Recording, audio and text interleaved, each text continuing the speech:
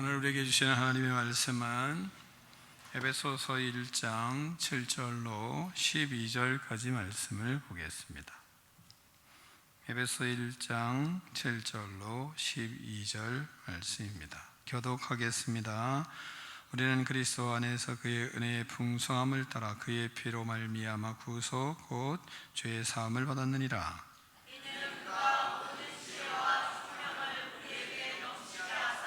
그 뜻의 비밀을 우리에게 알리신 것이요 그의 기뻐하심을 따라 그리스도 안에서 때가 찬 경륜을 위하여 우리에게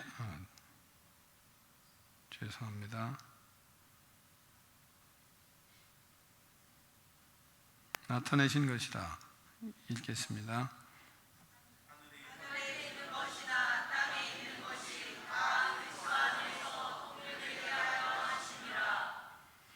모든 일을 그의 뜻의 결정대로 일하시는 이의 계획을 따라 우리가 예정을 입어 그 안에서 기업이 되었으니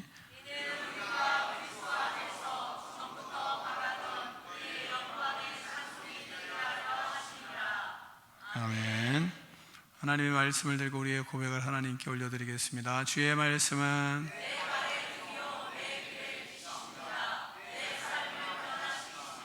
주께서 말씀하신 대로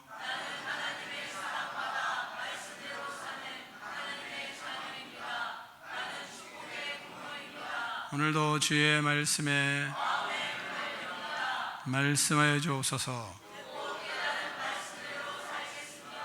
아멘. 다 자리에 앉겠습니다. 말씀의 제목을 두 번 크게 읽겠습니다. 시작. 아멘. 말씀을 듣고 예수 그리스도를 찬양하는 삶을 살아가기를 축원합니다. 교회는 그리스도의 몸입니다. 우리는 그 몸의 지체입니다. 지체는 몸을 섬기기 위해 존재합니다. 지체가 있는 이유는 몸을 섬기고 헌신하고 몸에 희생하며 몸을 세우기 위해서 애쓰는 것이 지체의 사명입니다. 우리도 오늘 하나님의 교회에 모인 교회의 지체들입니다. 그리스도의 몸인 교회의 지체로서 하나님 앞에 나왔습니다. 몸된 그리스도를 위해 지체인 내가 무엇을 해야 할지 생각하는 지체가 건강한 지체입니다. 지체는 몸을 사랑하고 몸을 위하여 희생하고 몸을 위하여 헌신하는 것이기 때문에 그렇습니다. 먼저 오늘 본문을 통해서 우리에게 하시는 말씀은 우리는 그리스도 안에서 구속의 은혜를 받았습니다. 7절을 같이 읽겠습니다. 7절입니다. 시작. 우리는 그리스도 안에서 그의 은혜의 풍성함을 따라 그의 피로 말미암아 속량 곧 죄사함을 받았느니라. 아멘. 구속이라는 뜻을 우리가 먼저 잘 알아야 되지 않을까 이렇게 생각을 해요. 구속은 구원할 구, 그 다음에 속죄할 속입니다. 그러니까 죄값을 치르고 구원을 하다는 뜻이에요. 그러니까 죄에서 구원을 받았다는 은혜를 의미하는 것입니다. 인간은 죄로 인해서 사탄과 그리고 사망의 권세 아래 묶이게 되었습니다. 그리스도께서 그의 죄, 우리 죄를 대신 지시고 십자가에 못 박혀 죽으셨습니다. 인간이 죄에서 해방되도록 예수님이 핏값을 주시고 사신 은혜로 인해서 우리는 구원을 받았다는 것을 구속이라고 합니다. 그래서 구속이란 말을 굳이 쓰는 이유가 있는 것입니다. 구원이라고 해도 되지 않나? 구원과 좀 의미가 좀 다르기 때문에 그런 겁니다. 그러니까 인간이 죄에서 해방되도록 예수님이 핏값을 주고 사신 구원의 행위를 구속이라고 하는 것입니다. 우리가 예수님을 믿고 구속의 은혜를 알게 되면 모든 것이 은혜임을 사람은 깨닫게 되어 있습니다. 모든 것이 은혜임을 알아야 그래야 은혜의 풍성함이 얼마나 큰지를 알게 되는 겁니다. 예수님께서 나를 위해 나를 구원하셨다. 이거 알잖아요. 근데 나의 모든 죄를 대신 지시고 십자가에 피 흘려 죽으심으로 우리를 구원하셨다. 우리 다 압니다. 단지 그것은 다름이 아니라 나를 사랑하시기 때문입니다. 이런 것을 이제 우리는 알고 있습니다. 디도서에서는 이렇게, 디도서 3장 4절로 5절에서는 이렇게 우리에게 가르치고 있습니다. 우리 구주 하나님의 자비와 사람 사랑하심이 나타날 때에 우리를 구원하시되 우리가 행한 바 의로운 행위로 말미암지 아니하고 오직 그의 긍휼하심을 따라 중생의 씻음과 성령의 새롭게 하심으로 하셨나니 말씀하세요. 본문에서 우리에게 깊이 다가오는 것은 사람 사랑하셨다 이렇게 표현을 합니다. 사람을 사랑하셨다. 우리는 부모를 공경합니다. 살아가는 가운데, 우리가 살아가는 가운데 부모를 공경하지만 그러나 부모님의 은혜는 잘 모릅니다. 은혜를 알 때가 이제 있습니다. 은혜를 알아서 눈물을 흘릴 때가 있습니다. 그 은혜를 깨닫는 것은, 깨달을 때는 사람마다 아주 여러 가지 다양한 계기를 통해서 은혜를 깨닫습니다. 그 은혜를 깨닫기 전에는 형식적입니다. 은혜를 깨달으면 그 진심이 드러나게 되어 있습니다. 어떤 분은 세탁기를 쓰다가 갑자기 어머니가 겨울에 자신의 빨래를 시냇가에 가서 그 찬물에 빨래를 하시는 어머니의 모습이 갑자기 떠오른 겁니다. 그래서 그 어머니를 생각하며 펑펑 울면서 하나님의 은혜를 깨달았습니다. 어머니가 나를 얼마나 사랑하셨는지를 깨달았습니다. 그 은혜가 얼마나 큰지를 그때 깨달았습니다. 이전에는 계산적이고 형식적이었던 자신을 보며 부끄럽고 때로는 자신의 모습이 화가 나기까지 하였습니다. 그 후에 부모님을 생각할 때마다 눈물이 흐르고 감사하는 마음이 올라와서 전화를 걸게 되었습니다. 이전에도 전화는 했지만 그러나 형식적이었습니다. 부모님은 섬겼지만 그러나 마음이 가지는 잘 않았습니다. 사람은 은혜를 알고 그리고 그 은혜를 깨달으면 그러면 부모님을 마음으로 진심으로 섬기는 자가 되는 것입니다. 하나님의 은혜를 깨달을 때 참 믿음의 삶을 살게 됩니다. 구속은 나의 행위가 아니구나. 구속은 예수 그리스도의 피로 인한 하나님의 은혜의 선물이구나. 일방적으로 조건 없이 그 아들을 어떻게 내어주실 수 있었을까? 나 같은 인간을 위해서. 이것을 깨달으면 그러면 그 은혜는 풍성하여 형용할 수 없게 되는 겁니다. 이 은혜는 하나님의 넘치는 그런 사랑이요 풍성한 하나님의 자비입니다. 라는 고백이 마음과 영혼에서 흘러나와 찬양을 올려드릴 수밖에 없는 그런 일들이 일어나는 겁니다. 주의 자비 바다처럼 깊어 찬양해 할렐루야 영원 영원토록 주의 자비 바다처럼 깊어 찬양해 할렐루야 영원 영원토록.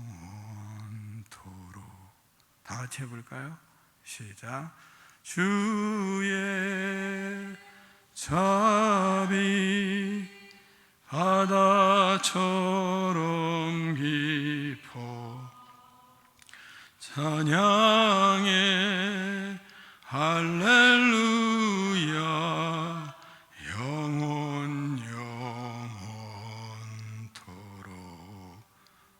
그러면 우리가 눈물을 흘리게 되고, 그러면 하나님의 사랑에 사로잡히게 되는 겁니다.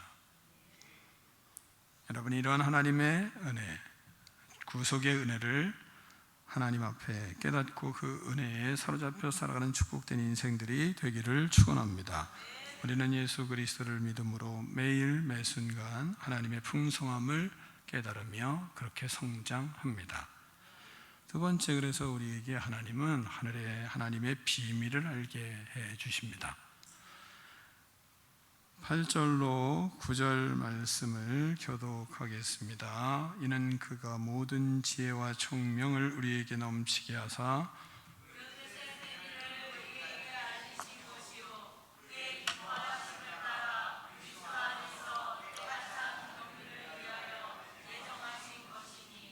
아멘.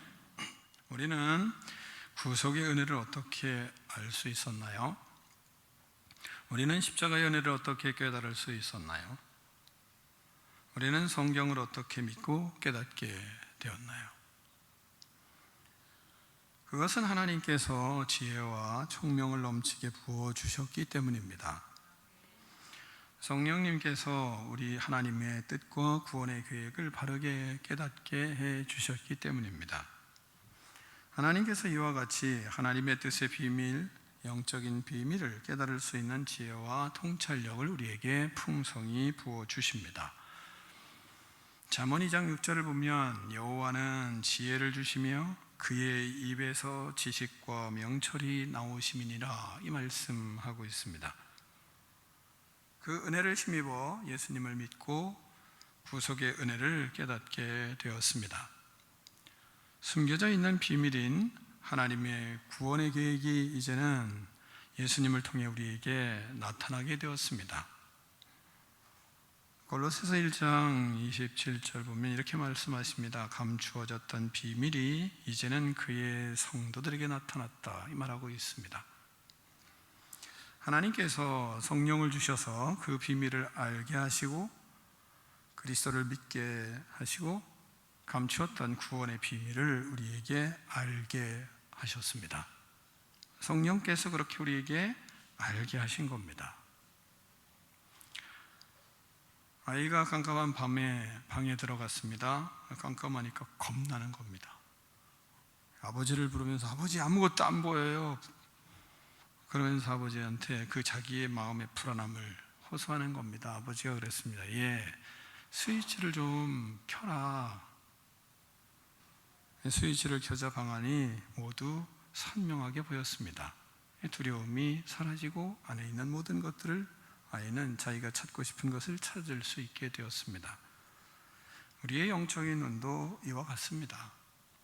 아무리 성경을 읽고 아무리 설교를 들어도 성령의 빛이 우리 안에 밝혀지지 아니하시면 우리는 아무것도 볼 수가 없습니다.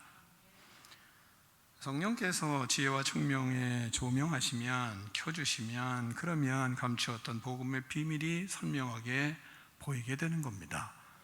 그래서 어느 날 성경을 보고 또 어느 날 말씀을 들을 때 갑자기 내 마음의 영혼의 어두움이 어두움이 사라지고, 그리고 하나님의 말씀이 들리고 깨닫게 되는 그런 순간들이 있는 겁니다. 우리는 이렇게 하나님의 은혜로 하나님이 지혜와 총명을 주셔서 하나님의 비밀을 깨닫게 된 믿음의 사람이 되는 겁니다.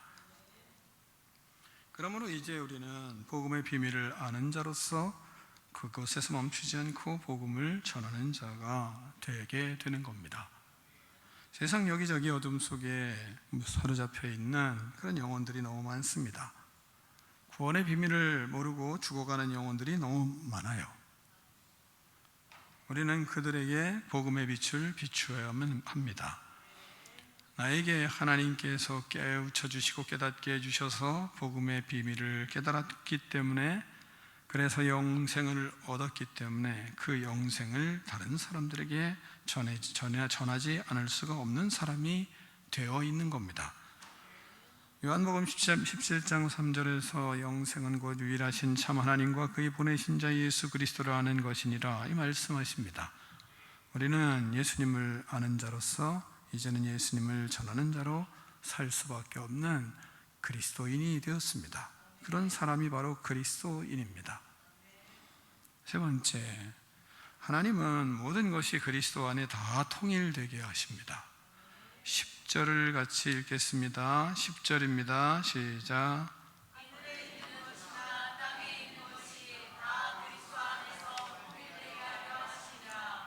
아멘. 모든 것이 그리스도 안에서 다 통일되게 하시는 것이 하나님의 계획입니다. 하늘에 있는 것이나 땅에 있는 것이 다 그리스도 안에서 통일되게 하려 하십니다.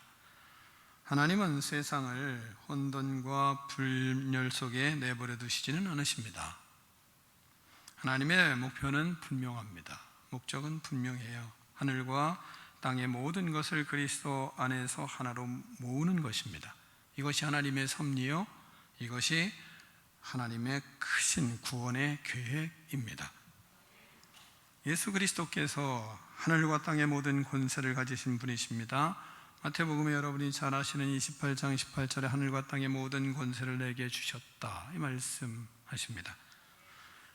그리스도께서는 지금도 주권적으로 이 땅을 다스리고 계십니다. 세상에 혼돈이 가득합니다. 혼돈 가운데 있는 세상을 하나님은 예수 그리스도로 말미암아 회복시키시고 하나 되게 하시는 것이 하나님의 계획입니다. 세상은 여전히 분열되고 다투지만 그러나 하나님은 이 모든 것을 그리스도 안에서 하나로 이끌어 가십니다. 이것이 바로 우리가 바라볼 하나님의 구속의 역사입니다. 그 일들을 이루어가는 것을 통해서 나를 구원하신 것이고, 내가 교회에 와 있는 것이고, 내가 하나님을 찬양하고 하나님을 예배하게 되는 겁니다. 이것은 우연한 일이 아니거든요. 하나님이 창세전부터 계획하셔서 사람들을 모이게 하시고 그들에게 지혜와 총명을 주셔서 그들을 교회로 이끌어 오셨고, 또한 교회로 나오게 하셔서 그 속에서 그리스도 안에 하나 되도록, 통일되도록 하는 겁니다. 이것이 우리가 바라는 하나님의 구속의 역사요, 하나님의 비전이고 그게 우리의 꿈인 겁니다. 그래서 우리가 하나님의 이 계획과 이 하나님의 이 비전이 있기 때문에, 그래서 우리를 구원하신 하나님을 우리는 전하지 않을 수가 없는 겁니다. 그래서 복음을 증거하는 것이 우리의 사명인 거예요. 그러므로 사랑하는 성도 여러분, 우리가 가장 마음에 깊이 생각해야 될 것이 그 사명이 바로 복음을 전하는 일입니다. 복음을 통해서 내가 구원을 받은 것처럼 또한 죽어가는 영혼이 구원을 받아야 하기 때문에 그렇습니다. 복음을 통해 구원을 받은 자들에게 저들이 교회로 와서 그리스도 안에서 하나가 되게 하는 것, 이것이 바로 우리의 비전이요 교회의 존재 이유인 겁니다. 이것을 에베소서에는 우리에게 강조하고 있는 겁니다. 하나님은 혼돈의 세상을 그리스도 안에서 회복시키고, 그리고 세상을, 나누인 세상을 하나 되게 하십니다. 신자는 그 통일의 비전, 그리스도 안에서의 통일되는 그 비전으로 시전에 참여하는 사람들입니다. 그것이 바로 그리스도인들입니다. 그래서 예수님이 만민에게 나가 복음을 전해라, 땅끝까지 이르러 복음을 증거하라고 말씀하는 거예요. 왜? 하나님이 예수님 안에서 통일되는 비전에 바로 그 성도들을, 신자들을 세운 것이기 때문입니다. 우리가 복음을 전할 때 사람들은 예수 그리스도 안에서 새 생명을 얻게 되고 그분의 몸된 교회에서 하나가 되는 겁니다. 이것이 바로 하나님 나라의 확장되는 역사인 겁니다. 사랑하는 성도 여러분, 그러므로 교회는 오직 예수님의 영광과 예수님을 찬양하는 것이 교회의 할 일입니다. 모든 곳에서 예수님이 높아져야 되는 거예요. 어느 사람도, 어느 어떠한 인간도 그 자리를 차지하면 안 됩니다. 교회는 오직 예수 그리스도만이 영광을 받으실 수 있도록, 찬양을 받으실 수 있는 곳에 바로 예수님만이 자리하셔야 되는 거예요. 그래서 본문에서는 말씀하는 겁니다. 12절을 같이 읽겠습니다. 시작.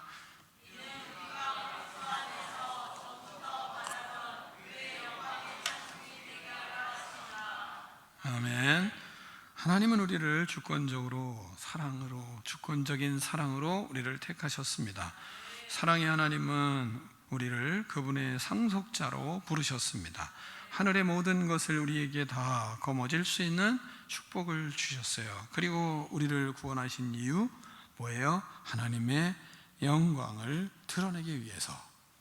그리스도의 영광은, 하나님의 영광을 어떻게 드러내요? 그리스도를 찬양함으로 드러내고 싶으신 겁니다. 그래서 우리는 예수님을 찬양하는 겁니다.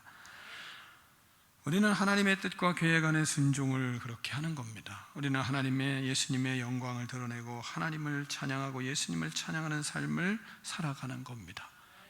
예배는 단순히 의식이 아니라 구속의 은혜에 감사해야 되는 것이고, 우리는 그분에게 예수님을 고백해야 되는 것이고, 구속받은 성도는 매일 삶에서 하나님을 찬송하고 예수님을 높이고, 그리고 그 높임을 통해서 하나님의 영광이 드러날 수 있는 교회를 세워가는 겁니다.